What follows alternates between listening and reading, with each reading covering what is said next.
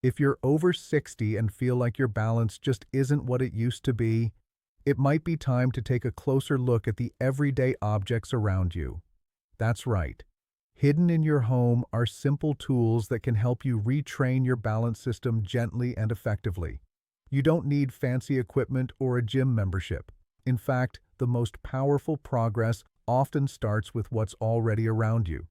In this video, I'm going to show you how to use common household items, like a chair, a towel, or even a sponge, to rebuild your strength, coordination, and confidence. One small move at a time. You'll learn how to strengthen key balance muscles in your legs and feet. Improve your ability to stand, walk, and turn safely.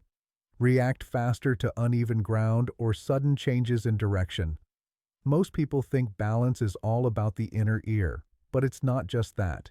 Your feet, your knees, your ankles, your hips all play a role.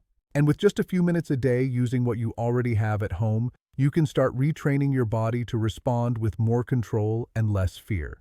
If you're ready to feel more steady on your feet, give this video a thumbs up and let us know in the comments. I'm using what I have, because sometimes the best tools are already in your hands. Don't forget to subscribe to Senior Vitality Hub for weekly videos that turn your home into your personal wellness center, with safe, expert routines designed especially for people over 60. We're about to begin with a simple reflection: why your home might be your most powerful fitness tool yet. Let's dive in. When we think about improving our balance, we often picture fancy equipment, gym machines, or professional trainers guiding us through complex routines. But for most people over 60, especially if you're dealing with joint pain, stiffness, or fear of falling, that approach just isn't practical. The truth is, the best tools to rebuild your balance are already inside your home. Think about it. A sturdy chair can be your best support tool. A towel can activate your feet in ways you've never tried before. A folded sponge or cushion can challenge your stability gently, without danger. Even a smooth floor and a pair of socks can teach your body to respond better to slipping.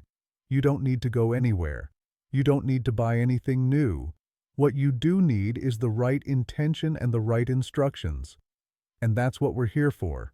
Let's also talk about how these items work. Chairs help guide posture, give support, and serve as a base for safe squatting, one of the best movements for leg and hip strength. Towels allow your feet to grip, slide, and engage the smaller muscles responsible for foot stability and ankle control. Often ignored, but absolutely vital. Sponges or soft pads create gentle instability, enough to activate your balance system without risking a fall. They challenge your proprioception, the brain-body connection that tells you where your limbs are in space. These everyday tools aren't just convenient, they're functional. They train your brain and muscles in exactly the way they'll be used in real life. So if you've ever looked around your house and thought, "I wish I could do more for my health," this is your sign. You can. This next section will show you exactly how, starting with a movement that builds one of the most essential foundations for daily balance and strength: your ability to stand up and sit down with control. The ability to stand up from a chair with control is one of the most important movements for independence after 60. It builds strength in your legs, hips, and core, and it directly impacts your balance and confidence. Let's use a simple item you already have: a chair. Actually, you'll need two, or one chair and a table. This exercise is called the chair squat with support, and here's exactly how to do it safely. Sit on a chair. With both hands, support yourself on the back of another chair or the edge of a table. Stand up by tightening your buttock muscles. Bend your knees and hips and squat back down onto the chair. Knees and toes should be pointing in the same direction throughout the movement. Take your time. Repeat this motion slowly and with control. Stand, pause, sit, pause. Focus on form, not speed. What's happening during this movement? Your glutes, thighs, and core are activating. Your brain is reconnecting movement patterns for standing and sitting. Your joints are regaining range of motion safety tips. Make sure the chair you sit on is stable and won't slide. Keep your feet flat on the ground, shoulder width apart. Don't let your knees collapse inward. They should stay in line with your toes. What you should feel. Activation in your thighs and buttocks as you rise. Controlled lowering, not a plop. A sense of effort, not strain. What to avoid. Using only your arms to push up. Let your legs do the work. Standing up too quickly or letting momentum take over sitting down too hard, control is key. This movement mimics one of the most repeated motions in daily life, getting up from a chair, toilet, car seat, or bed. Doing this regularly helps restore functional strength, the kind that prevents falls and gives you more confidence moving through your day. Now that we've worked the larger muscles, let's slide into a movement that targets foot control and ankle mobility, using something as simple as a towel. Now that we've activated your major leg muscles, it's time to focus on the foundation, your feet and ankles. Many people don't realize how important it is to have mobile, responsive feet. Every step you take begins with the foot, and if it's stiff, inactive, or disconnected from your brain, your whole balance system suffers. That's where the seated heel slide comes in, and all you need is a small towel and a chair. Here's how to do it. Sit on a chair with a towel under one foot. Slide the foot under the chair as far as you can. Move your knee forward, keeping the sole of your foot in contact with the floor. This movement seems simple, but it reactivates muscles and nerve signals that are often neglected, especially in older adults who spend a lot of time seated. What's happening during this movement? Your foot is relearning how to slide, grip, and engage. Your ankle is regaining range of motion. Your brain is reconnecting to the muscles that control foot positioning. Tips for success. Sit upright with both feet flat on the floor at the start. Only move one foot at a time.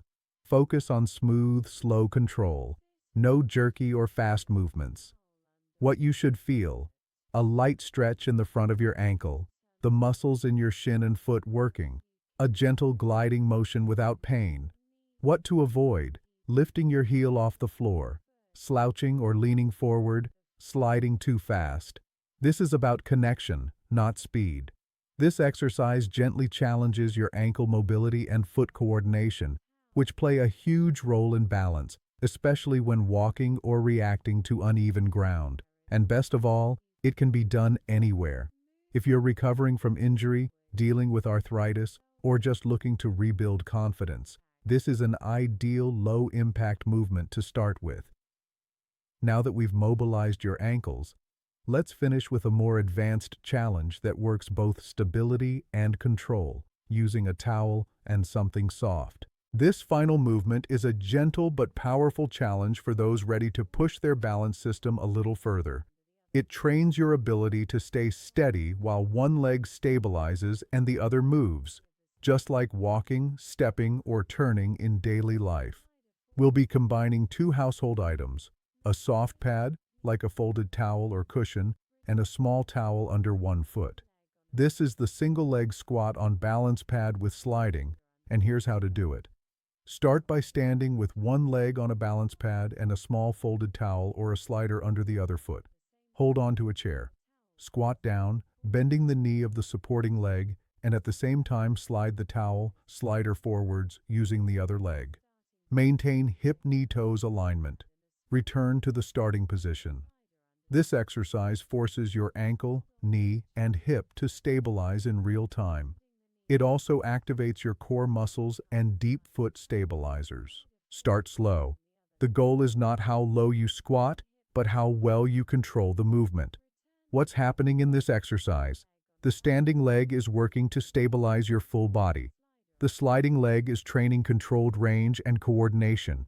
Your brain is learning to handle shifting weight dynamically. Tips for safety and success.